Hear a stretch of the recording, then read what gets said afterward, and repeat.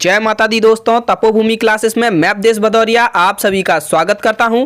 मध्य प्रदेश शिक्षक भर्ती एमपीटेट वर्ग 2 के एग्जाम्स चालू हो गए हैं और आज 18 फरवरी को पहली शिफ्ट में इंग्लिश के अभ्यर्थियों की परीक्षा थी।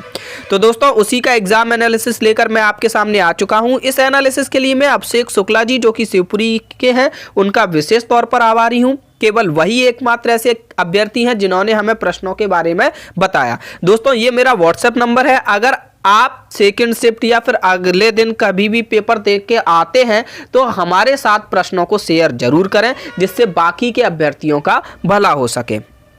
तो चलिए आगे बढ़ते हैं और देखते हैं पेपर में कैसा रहा। दोस्तों इंग्लिश जिन लोगों ने सेकंड लैंग्वेज के तौर पे ली थी, अभी तक जो उर्दू और संस्कृत का पेपर था तो ज़्यादातर लोगों ने सेकंड लैंग्वेज में संस्कृत ली थी, तो हमको इंग्लिश के पेपर की ज़्यादा जानकारी नहीं मिल पा रही थी। लेकिन यहाँ पर मैं आपको बता दूं जिन लोगों ने सेकंड लैंग्वेज में इंग्लिश ली है उनका पेपर कैसा आया।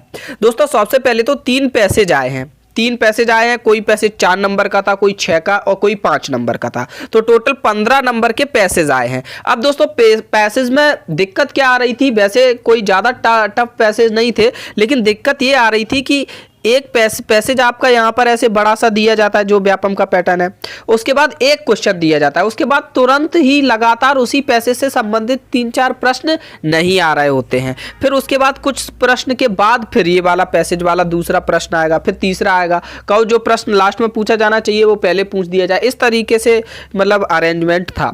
तो दोस्तों आप क्या करिए, पहले जो 15 नंबर का ग्रामर पोर्शन है पहले देखते चलिए ग्रामर वाले क्वेश्चन कौन कौन से हैं, पहले वो ग्रामर वाले आप निपटाइए। उसके बाद पैसेज के क्वेश्चन को जाइए। आपने एक पैसेज पढ़ा है तो फिर आप आगे बढ़ते जाइए, केवल उसी पैसेज से रिलेटेड क्वेश्चन पहले एक साथ सॉल्व कीजिए, उसके बाद दूसरे पैसेज पे जाइएगा। इस तरीके से करेंगे तो शायद आपका समय बच जाएगा, आपको बार बार पैसेज नहीं पढ़ना पड़ेगा हर क्वेश्चन पे, ठीक है। क्योंकि आपको एक पैसेज पढ़ लिया है तो उसको दिमाग में आपको बनाए रखना है जब तक उसके सारे क्वेश्चन खत्म नहीं हो जाते, ठीक है।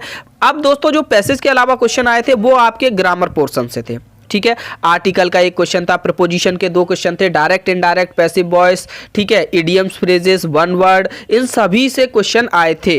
ग्रामर के जितने भी पोर्शन है उन सभी से एक एक 2 क्वेश्चन पूछे गए थे, ठीक है। जो फर्स्ट लैंग्वेज हिंदी है दोस्तों वो बहुत सरल आ रही है, लगभग सभी के नंबर इसमें 27-28 बन रहे हैं। इसमें कुछ नहीं है दोस्तों, गद्य और पद्य से मिलाकर ही 30 प्रश्न आ रहे हैं, ठीक है।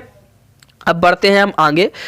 इंग्लिश मेन सब्जेक्ट के तौर पर आज इंग्लिश मेन सब्जेक्ट था दोस्तों और केवल एक ही शिफ्ट में ये एग्जाम होना था, ठीक है। तो वहाँ पर दोस्तों पोस्टर राइटिंग, लेटर राइटिंग, ऐसे राइटिंग, इनसे रिलेटेड प्रश्न पूछे गए थे। पैसेज था वहाँ पर भी 2-3 पैसेज थे, एक पोइट्री भी थी जिससे लगभग 8-9 प्रश्न थे ऐसा बताया जा रहा है। एंटोनम, सिनोनिम और वर्ड सब्स्टिट्यूशन ये सारी चीज़ें थी। लेकिन दोस्तों ये अब ज़्यादा मायने नहीं रखती है क्योंकि अब इंग्लिश का कोई सेकेंड शिफ्ट में या फिर कोई दूसरी शिफ्ट में पेपर है भी नहीं, ठीक है। लेकिन हम एक चर्चा कर लेते हैं कि इंग्लिश के अभ्यर्थियों का कट ऑफ लगभग कितना रह सकता है। दोस्तों इंग्लिश के केवल एक ही शिफ्ट में एग्जाम था, इसका मतलब है इंग्लिश के जो अभ्यर्थी थे वो बाकी संस्कृत की तुलना में या साइंस, सोशल साइंस, इनकी तुलना में उनकी संख्या कम थी। इस वजह से हम मान के चल सकते हैं कि अगर आप 105 प्लस नंबर लेके आ रहे हैं और आप जनरल कैटेगरी में हैं तो हो सकता है आपका सिलेक्शन हो जाए, क्योंकि दोस्तों अभ्यर्थियों की संख्या कम है। इस वजह से यहाँ पर हम 100 या 105 प्लस नंबर को एक कट ऑफ मान के चल सकते हैं कि इतना कट ऑफ लगभग हो सकता है, बहुत ज़्यादा हाई कट ऑफ इंग्लिश का नहीं जाना है, ठीक है।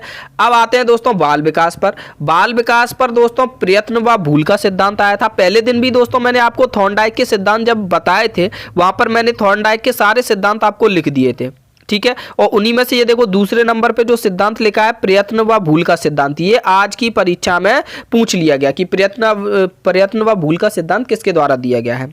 अल्बर्ट बंडूरा जी का सामाजिक अधिगम का सिद्धांत आया। दोस्तों 2 या 3 सिद्धांत से संबंधित प्रश्न पूछे जा रहे हैं। शिक्षण विधि से भी प्रश्न था लेकिन वो इनडायरेक्ट प्रश्न था, मतलब सीटेट पद्धति पर जिस तरीके के व्यवहारिक प्रश्न आते हैं कुछ इस तरीके के प्रश्न पूछे जा रहे हैं। जैसे मान लो आपको दे दिया गया है कि क्लास है, क्लास में ये सिचुएशन आ गई, वो आ गई, इस तरीके के व्यवहारिक प्रश्न ज्यादा पूछे जा रहे हैं। लेकिन दोस्तों सिद्धांतों से संबंधित भी 2 या 3 प्रश्न डेली पूछे जा रहे हैं। इसलिए मैं एक काम करूंगा कि जितने भी सिद्धांत हैं 40-50 जो भी सिद्धांत हैं उनको एक साथ एक वीडियो के माध्यम से आपको डाल दूंगा आज शाम तक मैं, तो उसको आप एक बार जरूर देख लीजिएगा। ठीक है, तो दोस्तों उम्मीद है आपको ये लेक्चर पसंद आया होगा। दोस्तों बहुत कम संख्या में आप लोग प्रश्न मेरे पास भेज रहे हैं, तो जिन जिन का भी परीक्षा हो चुकी है दोस्तों, वो कृपया या तो कमेंट सेक्शन में, आज जो इंग्लिश के जो अभ्यर्थी थे जिन्होंने नहीं भेजे हैं और वो देख रहे हैं ये वीडियो, तो कमेंट सेक्शन में क्वेश्चंस जरूर डालें कि इस तरीके का प्रश्न आया था। और जिनका अगली शिफ्ट में एग्ज़ाम है वो मुझे इस नंबर पे, व्हाट्सएप नंबर है, इस पर आप मुझे क्वेश्चंस भेजें 8827412743। धन्यवाद। जय माता दी।